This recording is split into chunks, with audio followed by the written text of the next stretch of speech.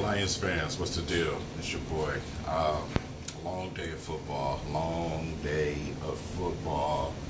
First week of NFL football is almost over. Of course, you know we got our Detroit Lions playing tomorrow night for Monday Night Football against the Jets, which I believe the Lions will probably put up about 30 points on the Jets tomorrow. As a result of them not having enough talent to go up against the Lions. They have slight talent, but not enough for the Lions. Home game, season opener, that'll play a factor. Loud Ford Field, and they're starting a rookie. So, with all of those factors being said, I have to say the Lions are going to handily beat the New York Jets tomorrow. Though that's my prediction for tomorrow. I'll just go 30-17, something like that. But as far as, the rest of the league, it was a lot of interesting football today.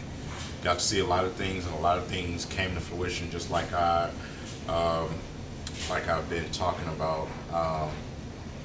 First, let's deal with the recents. Bears-Packers game just went off.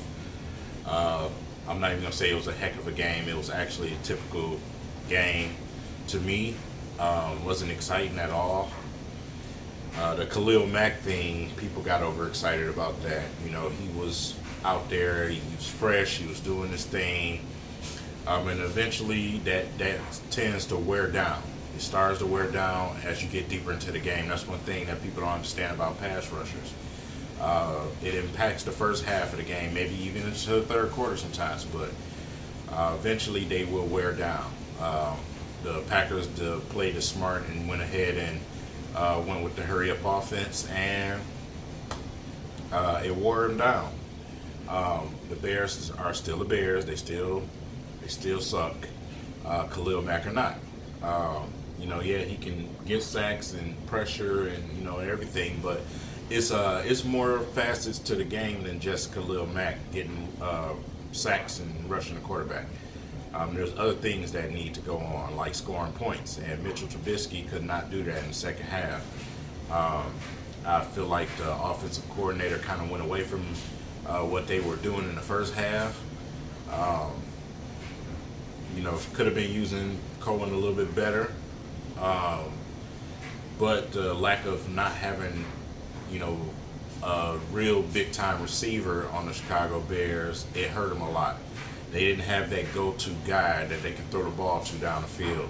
So that really hurt them. But it's going to be a long-term effect on the Bears because, you have Khalil Mack. Eventually, you're going to have to pay Trubisky.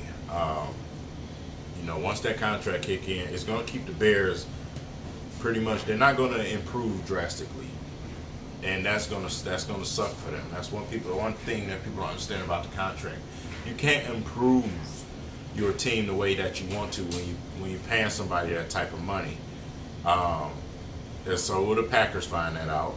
But that's the main reason why John Gruden did what he did.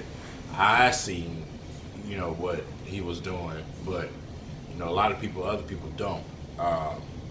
And those type of contracts, man, they hold you down for a while. So it could be a good thing or it could be a bad thing. If Khalil Mack would have went to another team that already has something built, that was already in contention, then maybe it's a different story. But the Bears were just a young team that was trying to come up. So you basically just going to level out at mediocre Bears.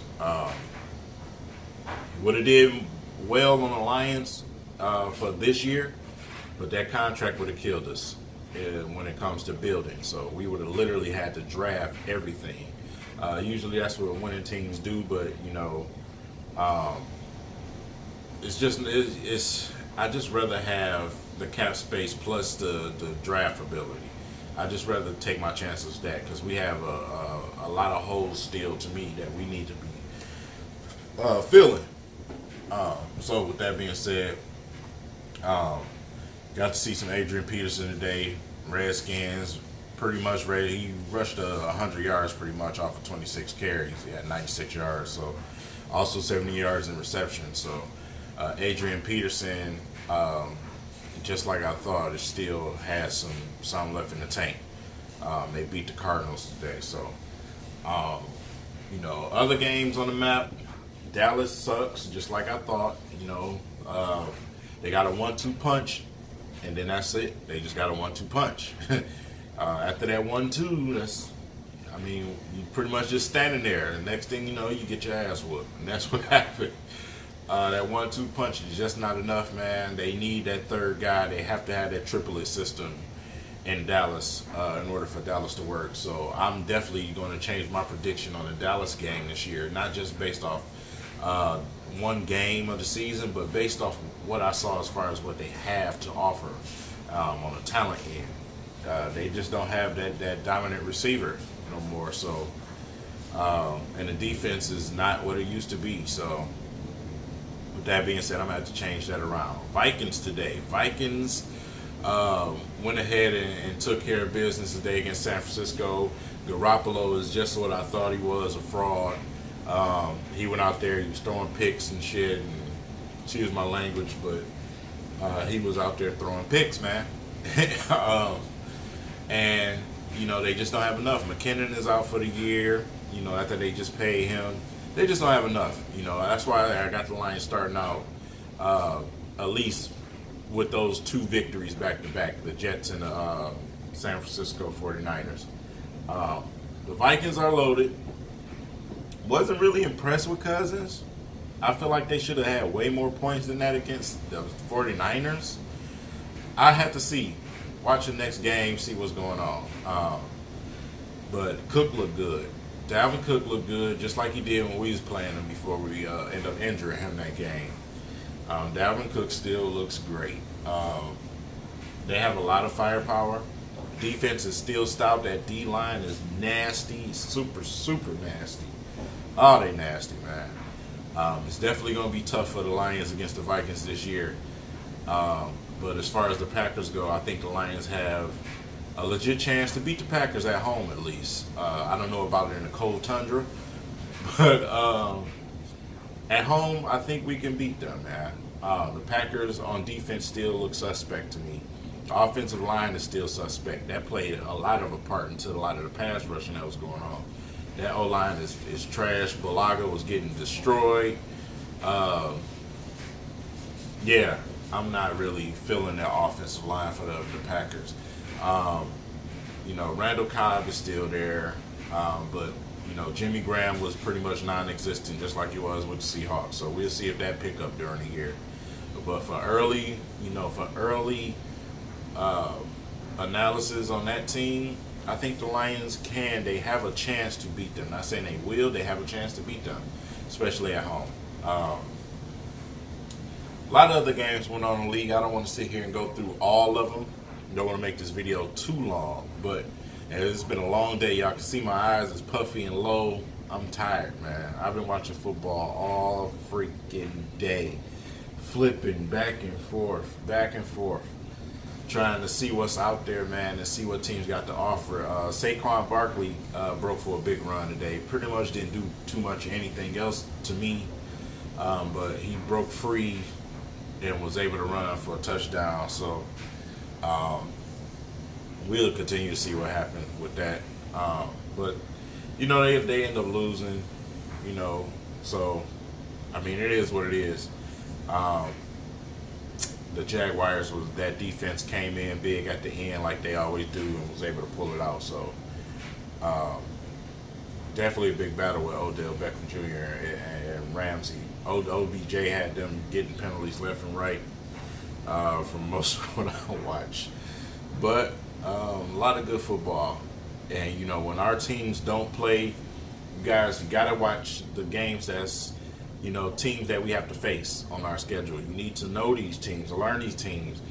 That keeps you from saying off-the-wall stuff and talking and looking stupid because you don't know what the hell you're talking about.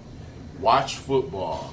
A lot of people that come in, comment sections and be on Twitter, they don't watch football and they come on there and they say something off the wall and, it just make you look even more stupid. So, You know, you need to watch some of these games, man. If you can't, you just keep up with the stats. Download the app. Download the score. Download Bleacher Report. If you got to, go to Google.